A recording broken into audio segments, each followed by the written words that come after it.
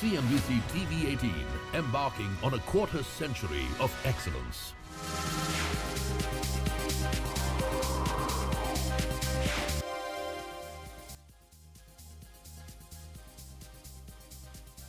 Hello and welcome to India Business Hour. I'm Shireen Bhan. The headlines that we're tracking for you this evening.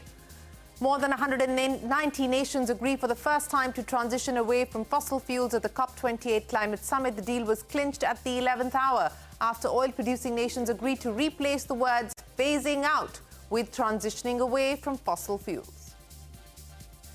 The United Nations votes overwhelmingly in favor of an immediate humanitarian ceasefire in Gaza. 153 countries, including India, call for a ceasefire. US President Joe Biden says Israel is starting to lose support over its indiscriminate bombing, adds that Netanyahu must change, exposing a new rift in the relations with Israel's Prime Minister. A major security breach in the Lok Sabha on the anniversary of the 2001 Parliament attack. Two men jumped from the visitors' gallery onto the floor of the House and released yellow smoke from a canister. Two more individuals detained near the Parliament complex. The government tables the revised criminal code bills in Parliament, proposes death penalty for mob lynching and hate crime murder, also expands the definition of terrorist act to include threats to economic security and monetary stability. The government does not include gender-neutral provision criminalizing adultery as recommended by the parliamentary panel. Investors around the world tread with caution ahead of the US Fed rate decision later tonight. The CNBC Fed survey shows market participants expect a status quo. Majority, 53%, expect the first rate cut by June next year. Indigo moves past United Airlines to become the sixth largest airline in the world. Its market cap is now near $14 billion. The stock is up 50% so far this year. Shares of TVS Motor hit a 52-week high, rallying over 80% this year. The company continues to gain ground in the e-scooter market, closing the gap with Ola Electric. Mohan Yadav and Vishnu Deo Sahai take oath as Chief Ministers of Madhya Pradesh and Chhattisgarh. Prime Minister Modi and Home Minister Amit Shah attend both ceremonies. Netflix releases its first ever viewership report, says close to 100 billion hours of content was viewed in the first 6 months of 2023. Season 1 of The Night Agent tops the chart. Rana Naidu is the most watched Indian OTT series. Well, as always, let's start with the market action. Stocks staging a recovery in late trade today, ending largely in the green. So we saw the sensex and the nifty end with marginal gains. The mid-caps did outperform, the index gaining nearly 400 points today. The Nifty Bank closing in the red, but just about. Nifty 50 up by about 19 odd points, a flat close, but in positive territory for both the Sensex and the Nifty. In fact, IT was the big drag. 6 IT companies in the Nifty pack, including TCS, Infosys, have seen their market cap decline by 45,000 crore rupees just today. So IT under pressure today, HCL, Infosys, TCS, and that's the Nifty IT index. The big story that we're watching closely, the US Federal Reserve is expected to announce its policy decision later tonight. As per a CNBC survey, the Fed is expected to keep interest rates unchanged for the third meeting in a row. Now, over 50% of respondents to the CNBC survey see the Fed beginning rate cuts in June next year. 47% expect a soft landing for the US economy, and only 41% are now expecting a recession. The survey also suggests that an average respondent expects the unemployment rate to rise in 2024. That's the CNBC Fed survey for you. 53% expect a rate cut by June next year. And you can catch our Fed coverage from 11:30 p.m. right here on CNBC TV18. We will tell you what the Fed says, what Jerome Powell makes of the current inflation trajectory. Nearly 200 nations have agreed to transition away from fossil fuels for the first time at the COP28 summit. The 11th hour deal was struck after a tug-of-war between developed economies and oil-producing nations. Sonal is standing by now to take us through the details. Sonal, last-minute impasse being broken. What does the language of the new deal indicate? Dropping, phasing out, and moving to transitioning away from fossil fuels? Well, yes, that's right. It's the first time that the term fossil fuels is used in a COP summit agreement. And after a lot of disagreements and agreements, finally, there is some update that has come by. Well, what has happened is they have spoken about transitioning away from fossil fuels versus the earlier expectation of phasing out of fossil fuels. Now, remember, the previous draft did not contain fossil fuels at all. So it did draw a lot of disagreement and disapproval from the likes of United States, European Union, and a lot of other nations as well. Now that this has come by, there is some relief because, as I said earlier, this is the first time that the word fossil fuel has been used. Apart from that, not only transitioning away from fossil fuel has been a first-time thing in this particular agreement, they've also spoken about phasing out inefficient fossil fuel subsidies which do not address energy poverty. So this is the first as well in this agreement. The other provisions, they were largely understood and they were largely agreed upon as well.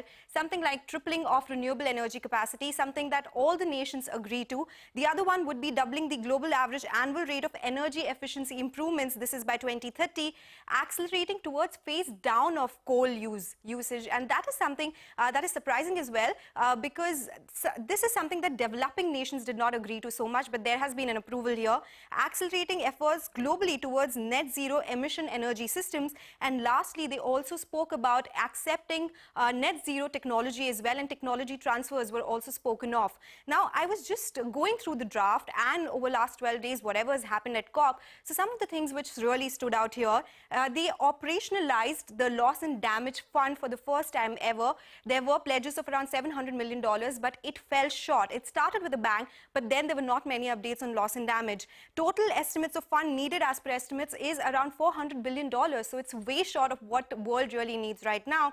There was no accountability for historic polluters, the bigger companies, the developed nations, the likes of US and China as well.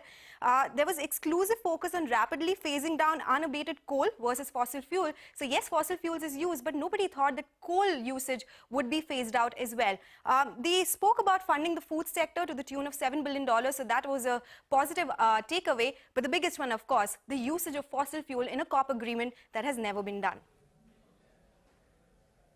Well, at least there is an agreement. Sonal, many thanks for joining us. From one mega global agreement to another, the other big story that we're tracking, more than 150 nations, in fact 153 to be precise, in the United Nations General Assembly have voted in favor of a resolution calling for a humanitarian ceasefire in Gaza. India is among the nations to vote in favor of a ceasefire. 10 countries, including the US and Israel, obviously, voted against the resolution, while 23 nations have abstained. India's permanent representative to the US, Ruchira Kamboj, said that there is an enormous humanitarian crisis and a large-scale loss of human lives in Gaza. India has earlier abstained from voting on Gaza in the UN. In fact, during a vote at the end of October, 120 nations supported a ceasefire. That number has now gone up to 153 countries with this latest vote. Now, even as calls for a ceasefire grow louder, Israeli forces have continued their shelling in southern Gaza's main city, Khan Yunis.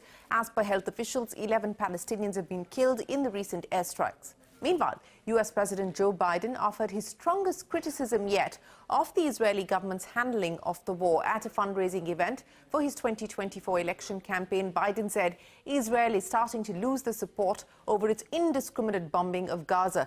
Biden mentioned Israel's far-right politician and national security minister and said this is the most conservative government in Israel's history. Biden added that Netanyahu must change, as this government in Israel is making it very difficult for him to move.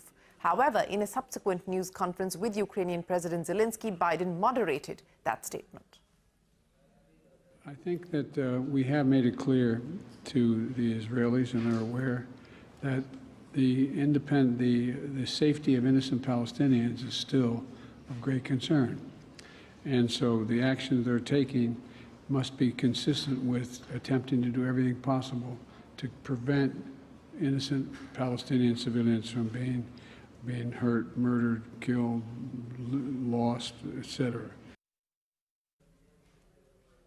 Well, that's President Biden. And staying with the U.S., he's also announced $200 million in extra aid to war-torn Ukraine. While addressing a press conference after meeting Ukrainian President Zelensky, President Biden added that the U.S. government will continue to support Ukraine in its war against Russia as long as it can.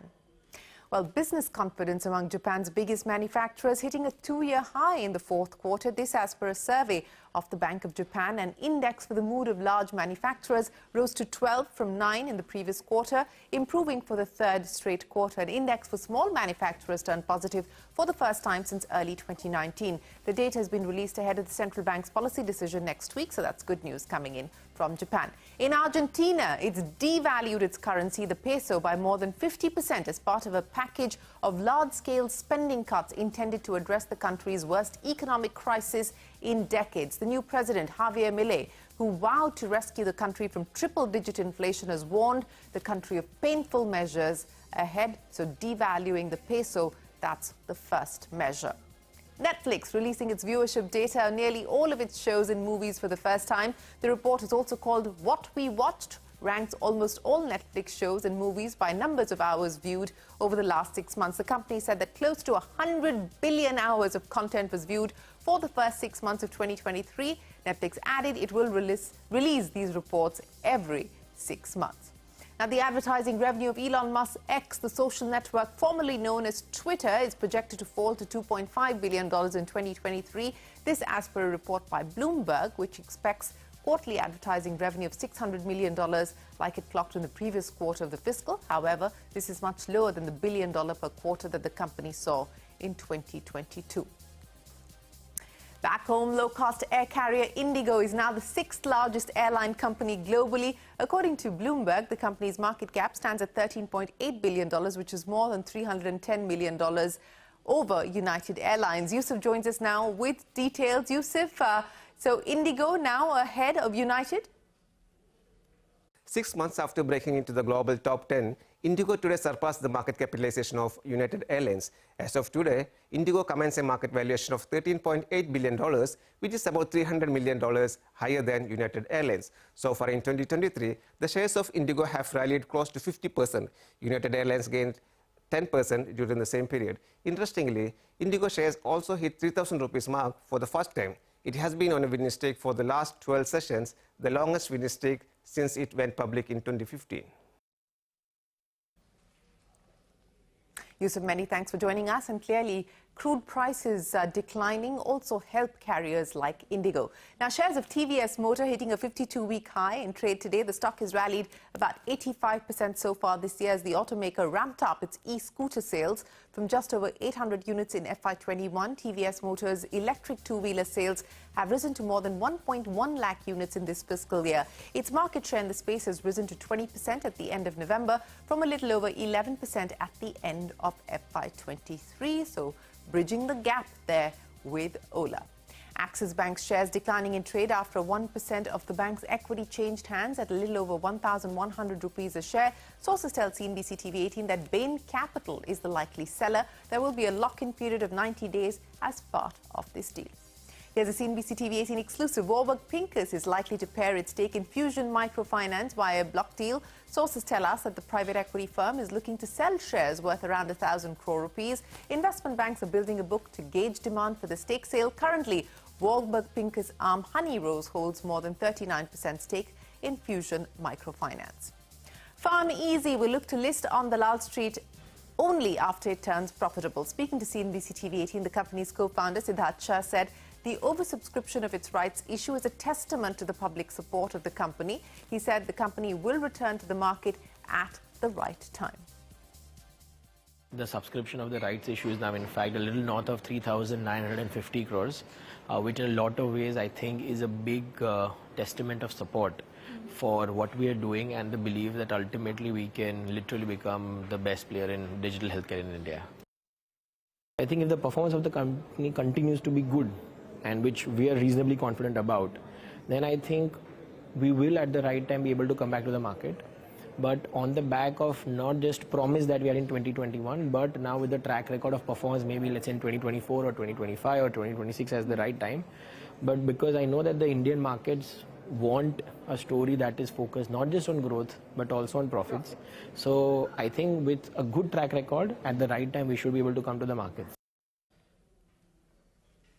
Well, that's Farm Easy scripting a comeback. A major security breach occurred at Parliament during the 0 hour today. As per officials, 2 people were detained after they jumped into the Lok Sabha chamber from the visitors' gallery with canisters that emitted gas. 2 others were detained outside Parliament for protesting.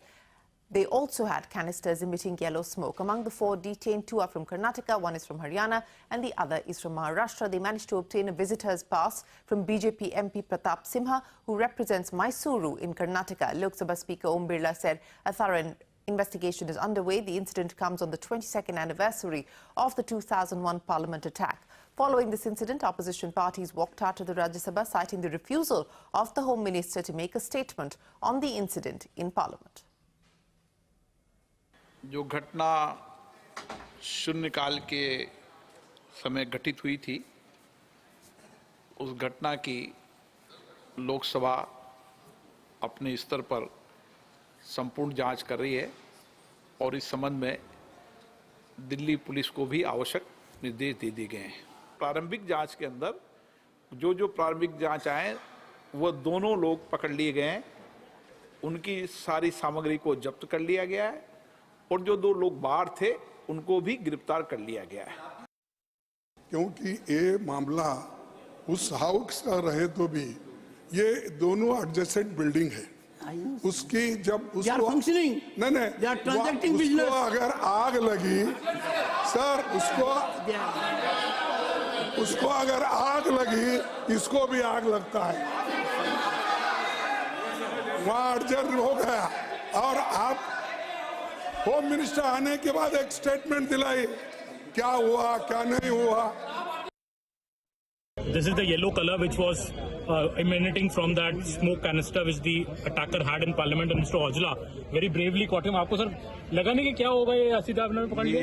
ये हमारे में इतना दिन सोचने का तो कम ही होता है। हम तो ये देखते हैं कि इस समय एक्शन क्या लेना चाहिए। जी अभी तो मेरे को क्या पता था उसके पास क्या है क्या नहीं है, लेकिन हमने देश के लिए, हमारा तिरंगा, हमारी पार्लियामेंट है, ये हमारा सम्मान है, तो इसके लिए तो हमारे चाहे बॉर्डर हो चाहे पार्लियामेंट हो, हमारा काम करे वही है।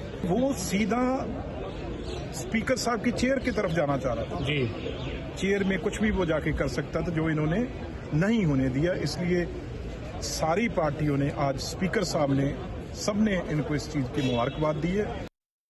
While this drama was going on inside, right behind me you must be seeing those yellow tapes. So that's the area where outside also 2 people, Neelam and Anmol, one from Haryana, Neelam is from Haryana, Hisar, and Anmol is from Maharashtra. They also similarly took out yellow colored bombs and started shouting slogans about Kala Kanun, about Tanashahi Nahi Chalegi. So the link between the 4 people who have been arrested now is something that the Delhi police is investigating. 2 more are on the radar for being part of the same group. Primary information available seems to suggest that all 4 came in contact with each other through social media. They were part of some fan club called Bhagat Singh Fan Club, and that's where this idea perhaps occurred to them. All 4 are highly qualified. Neelam is a BA, B.Ed, MA, MPhil, PhD holder, has also qualified the NET exam, which is needed to become a professor or a teacher in higher educational institutions. The 2 people arrested from Karnataka hold engineering degrees. Anmol, son of a labourer, also has a graduation and a master's degree. So all these are people who have good qualifications but no job. Their families are shocked that they decided to carry on such a audacious attack in Parliament. Meanwhile, parliamentary security is a matter of concern for everybody. Home Secretary, CRPF DG, Delhi Police Commissioner, they have all visited the Parliament building. Arunima there reporting many measures now being undertaken to beef up security, but the question is, how did they manage to get into Parliament to start with? Now, the government has reintroduced 3 new criminal law bills after making some changes that were recommended by the Standing Committee. The 3 bills are meant to replace the Indian Penal Code, the Indian Evidence Act and the Code of Criminal Procedure. Now, the new bills have expanded the definition of what is a terrorist act, among other changes. Ashmit is standing by now with the details. Ashmit, take us through what is new in the bills.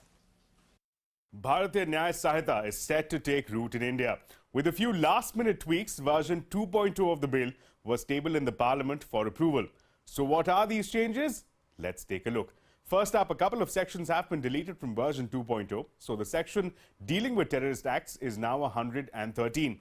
Here's the first big change, however. The new bill has broadened the definition of terrorist acts. It is now defined as any act that threatens the unity, integrity, sovereignty, security, and economic security of India. The latest edition of acts hurting economic security.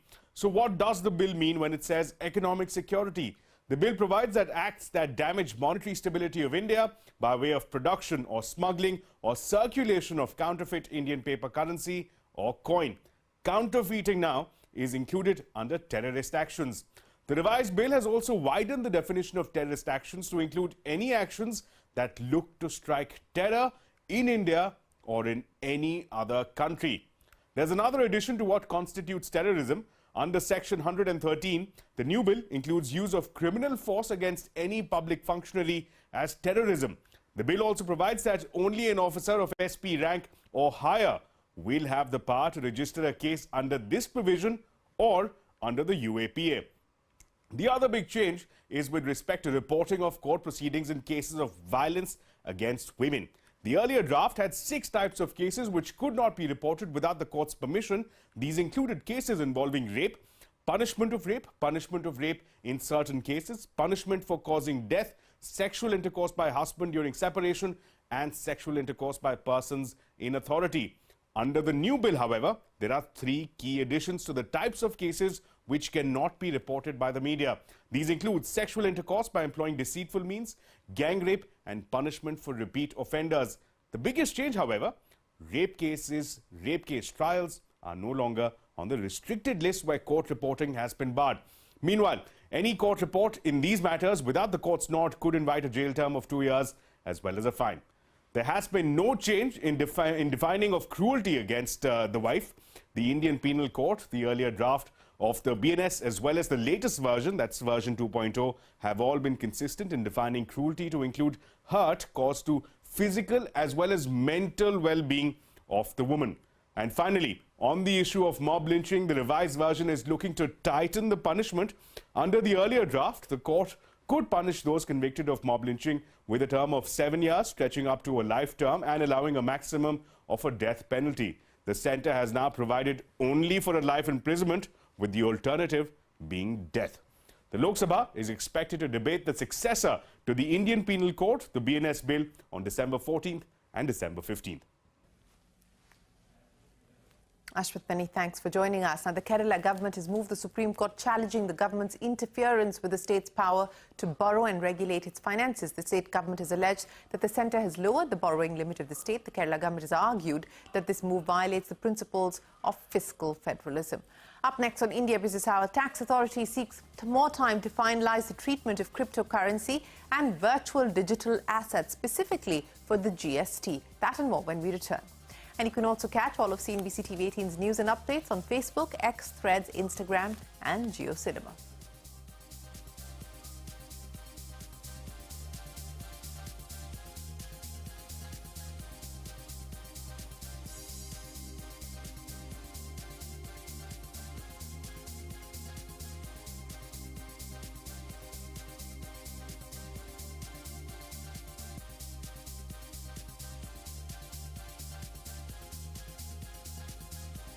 Well, on to the big national story. Mohan Yadav took oath as the Chief Minister of Madhya Pradesh and the first of the 2 BJP swearing-ins today. Madhya Pradesh Governor Mangubhai Patel also administered the oath of office to Deputy Chief Ministers Rajendra Shukla and Jagdish Devra. The ceremony was attended by Prime Minister Modi, Home Minister Amit Shah and UP Chief Minister Yogi Adityanath, among others.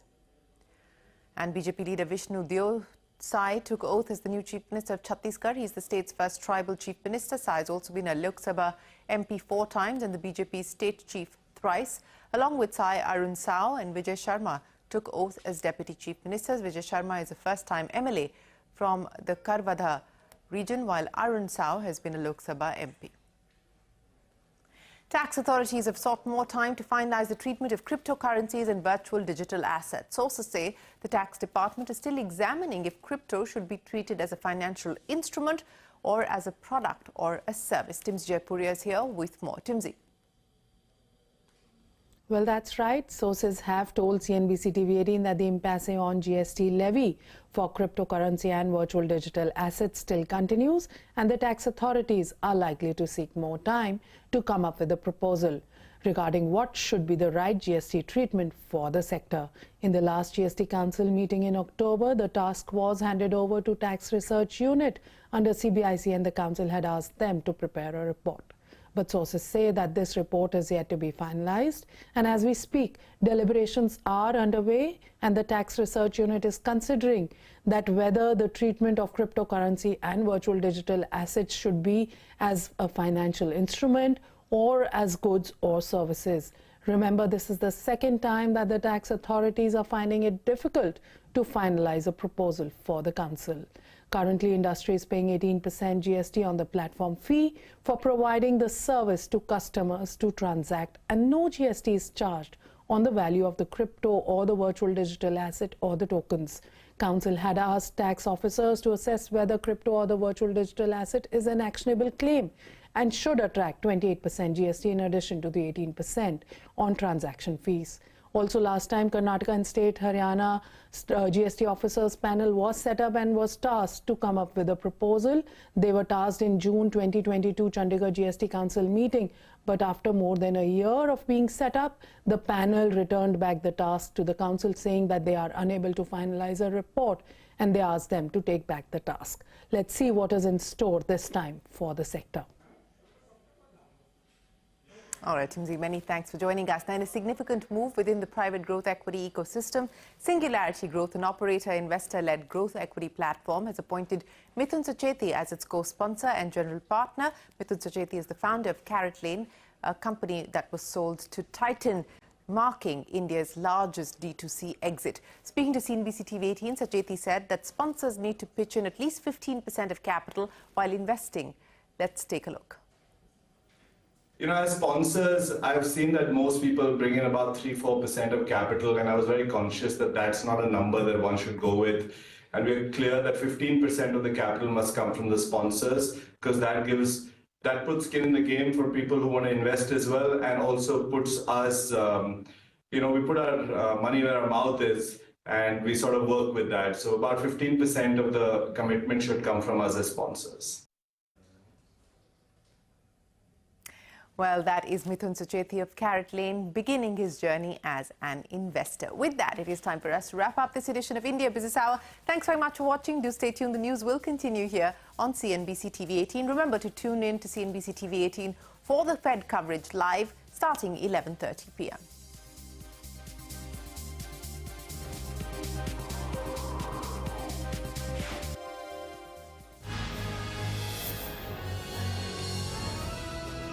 CNBC-TV18